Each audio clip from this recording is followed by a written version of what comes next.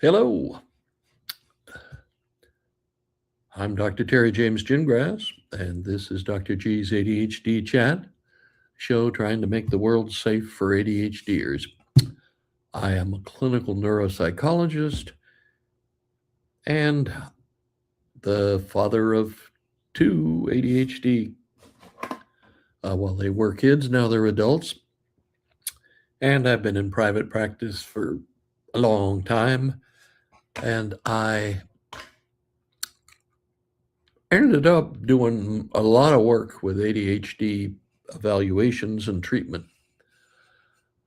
And it's kind of a fascinating area because it looks like a behavior problem, but it's not. It's a neurologic condition.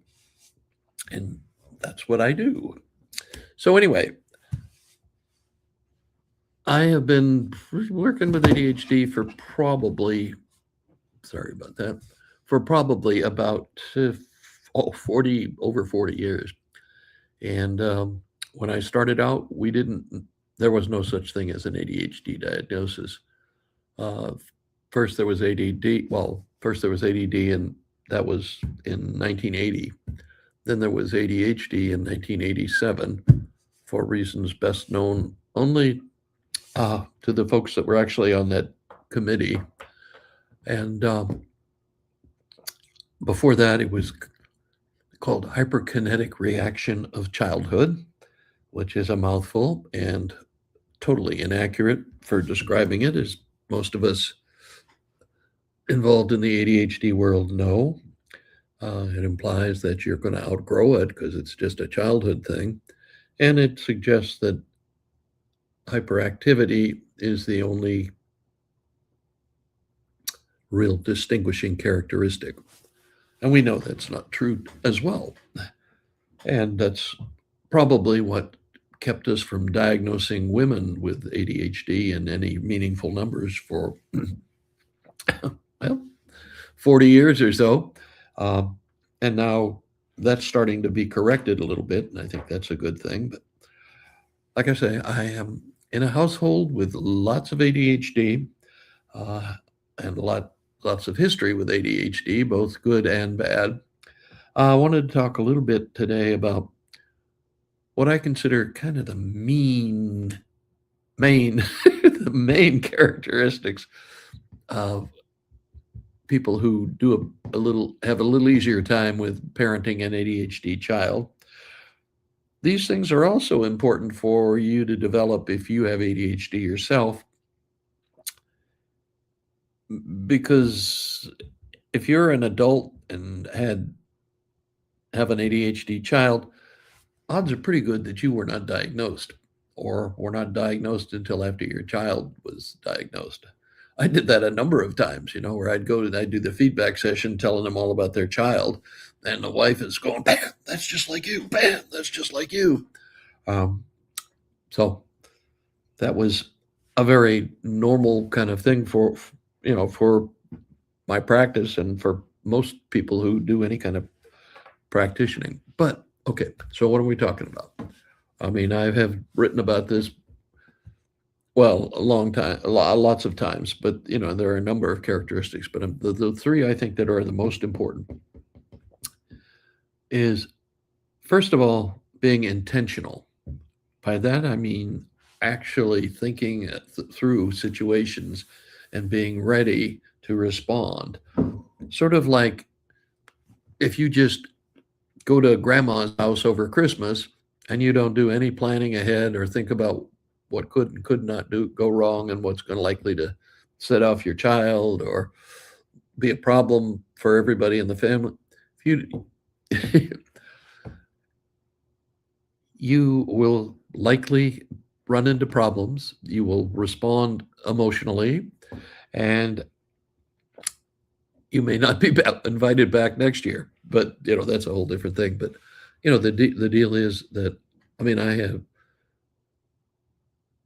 3 kids, and I thought I only had one ADHD kid, but then my daughter gets diagnosed, and she was the oldest. So for a long time, I had what I thought were 2 neurotypical kids, and I never even used neurotypical as a term. But the the thing I noticed about parenting neurotypical kids is I didn't have to really plan ahead or anything. I just, do stuff, and when things came up, I'd handle it. Then I got my hyperactive, and that wasn't good enough anymore. That was like, whoa, I guess I should have seen that one coming. It's a because it's a neurologic condition, and because it's controlled by neurotransmitters, it you're not in it's not like a regular neurotypical child. It's different, and it's like my youngest used to throw the most incredible temper tantrums I have ever seen, and it used to frankly scare me. And I'd worked at that stage in my career, I had worked in the back ward of psychiatric hospitals. I'd seen uncontrolled schizophrenics and uncontrolled bipolars and people coming down off of different drugs and alcohol withdrawal. Actually, surprisingly, alcohol withdrawal was the scariest, but it still concerned. I mean, it did more than concern me. It scared me. I'm going through my diagnostic categories in my head trying to figure out what this is because we didn't know anything about ADHD, really. We didn't have a lot of research. We just were winging it. And that's a weak position to be in as the parent of an ADHD child. So intention is a biggie, real big. And that means you have to plan ahead. You have to be thinking about it beforehand, or you will be surprised, and that will not work out well for you. You can't just, I was basically mailing it in, and, I was, hey, this is all right. But you got to be planning and anticipating a whole bunch, or you're gonna get overwhelmed, and you're gonna be surprised by things, and you're not gonna have a plan or any idea of what exactly you're gonna do. So I really think the intentionality, and intentional stuff, it's an important skill to have anyway, because, like I know a whole bunch about behavioral psychology and cognitive behavioral psychology. And frankly, I didn't use it a lot. I just kind of told other people what they were supposed to be doing, but I wasn't doing it. And then I started doing it, using it, and man, this stuff is pretty powerful. Like, oh, okay, there's a cognitive behavioral skill, I guess that we would call it, that I used a lot with patients, and it's just a gratitude exercise. Okay, your cognitive behavior therapy is based on the idea that your emotions are controlled by the way you think about things. And the way you think about things can be changed, modified, adjusted. Most everything is, well, there are some people who first came out with the whole idea that were, irrational beliefs and all this other stuff. And yeah, it is that, we all of us do. We always go to the most terrible thing that could possibly be wrong, and that's how we react. But if you can get yourself aware and change that, then you will be able to control your emotions better, and you will be able to even if you started out and you're already really angry at the world, will be able to calm yourself down better. This, by the way, is the second characteristic that's the most important for ADHD parents and for more mature ADHDers, adults out there in the world. It's self-awareness. You have to be able to separate yourself from your emotions and from what's going on around you, and think, oh man, I'm starting to get really irritated here. I better, step out and calm down for a few minutes, or I better go outside and take a quick walk, or I better, start writing down what I'm thinking about this and change, do one of my cognitive behavioral exercises. But you've got to be aware of yourself. I mean, because there are a lot of things about ourselves that are observable to other people that we're not aware of. Like one of my biggies is that almost everybody has a favorite bad emotion. Okay, favorite bad emotion is the one you tend to have when you could have a whole bunch of them. It's like, well, you get on the highway, or not, maybe not even the highway. You get on the road at 5 o'clock, rush hour time, and you're stuck in traffic. Well, depending, you may start getting really angry, but the guy in the next car over, he's trying to tear the steering wheel out of the car. His veins are bulging all over the place, and he's literally yelling at the windshield. I guess nobody can, nobody can hear him, and it's, we know what his favorite bad emotion is. Okay, and you look over on the other side, and there may be somebody sitting in the car crying because they're going to be late or something. I don't know, but they're crying. Or, the little old lady behind you may just be terrified, that, oh my God, I don't know if I can handle too much going on. I can't keep up with it, But everybody, like I said, everybody's got a favorite bad emotion. Some of it's generational. My generation was taught that you had to shake it off and be tough. And, if you got too angry, we had a fist fight. Nowadays, they tend to take out an automatic pistol and blow each other away, but that wasn't the way. It was fist fights, totally fist fights. I never saw anything worse than that when I was in school. It's been a while, obviously. Okay, but so we got intention, and then we've got self-awareness. And self-awareness is something that you need to have for yourself, because you need to know, how am I likely to respond in this situation? He's acting out. He's doing, something I don't want him to do. He's yelling and screaming when I don't think he should be doing that. Okay, I've got to be able to, my initial response is I'm angry. If I'm out in the store, he's going to embarrass us. He's going to, then you have to be able to say, whoa, slow down. Slow down, Chucky. Let's think. Okay, how are we looking at this? Remember, this is a neurological condition. It's because of neurotransmitters in the brain. It's not because he's trying to show me up, or it's not because he's just one of those kids who just doesn't respect authority, or however you like to phrase it. You've got to be able to say, whoa, this is about the neurologic condition. I need to be calm. I need to show him how to stay calm. Because if I get angry, then we got two of us angry, and that's not going to end well. That will likely get louder and louder, and it will not be a good thing. Let's just say that. You have to, because remember, the other things parents need to remember is, what you do is way more powerful than what you teach or what you lecture about, okay? Your kids watch you, and if you say, you eat too much candy, and then you're sitting on the couch eating it'd be a Reese's or M&M peanuts or a Snickers bar or something, while you're telling him not to do that. I remember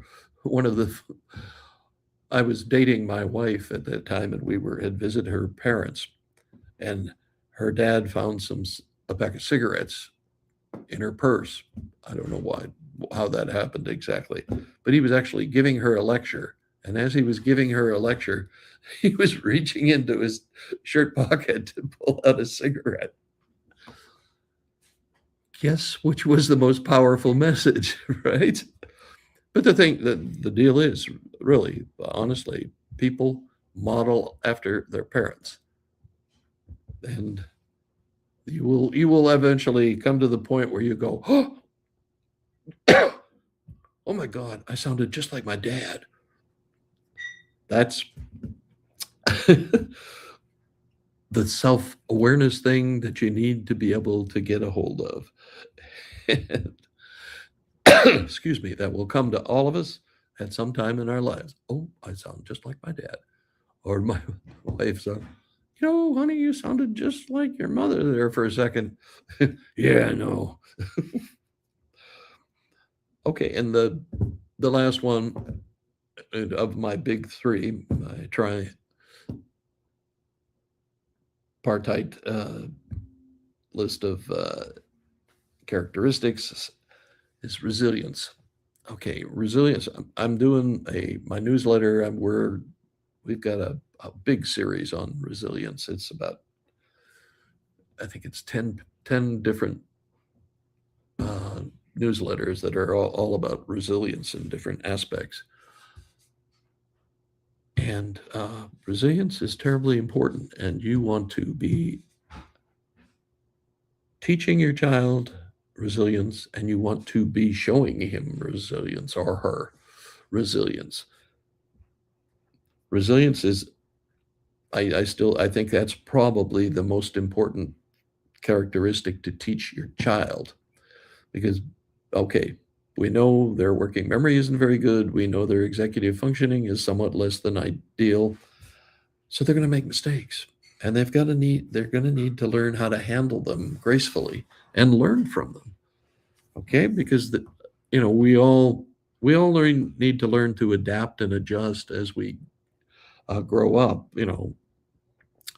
Uh, when you're the problem, I think the biggest problem most of us faced was as kids was that at the time where we were thinking we were men, in my case, our frontal lobes, the part that has judgment and thinking and all that stuff, was not fully developed.